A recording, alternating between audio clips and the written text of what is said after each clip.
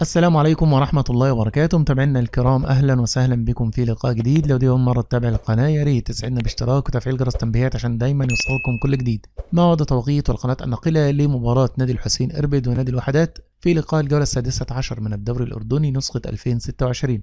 لكن قبل الدخول في التفاصيل اتركوا لنا توقعاتكم لنتيجة هذا اللقاء في التعليقات. بيتواجد نادي الحسين في المركز الثالث من الترتيب برصيد 31 نقطة بعد ما لعب 14 مباراة، فاز في 9 وتعادل في 4 وهزم في 1، بينما يتواجد الوحدات في المركز الرابع برصيد 30 نقطة بعد ما لعب 15 مباراة، فاز في 9 وتعادل في 3 وهزم في 3. تنطلق صفرة لقاء الفريقين بمشيئة الله مساء اليوم السبت 21 من فبراير 2026 على الساعة 8 إلا ربع مساء بتوقيت تونس والجزائر والمغرب، 9 إلا ربع مساء بتوقيت مصر والسودان وليبيا وفلسطين، 10 إلا ربع مساء بتوقيت مكة المكرمة وسوريا ولبنان والأردن والعراق واليمن. النقل المباشر لهذا اللقاء عبر قناة الأردن الرياضية بتعليق المعلق أحمد الخليلة. كل الأمنيات والتوفيق لكلا الفريقين في هذا اللقاء، وبنتمنى لحضراتكم متابعة ممتعة. دمتم في رعاية الله وأمنه، والسلام عليكم ورحمة الله وبركاته.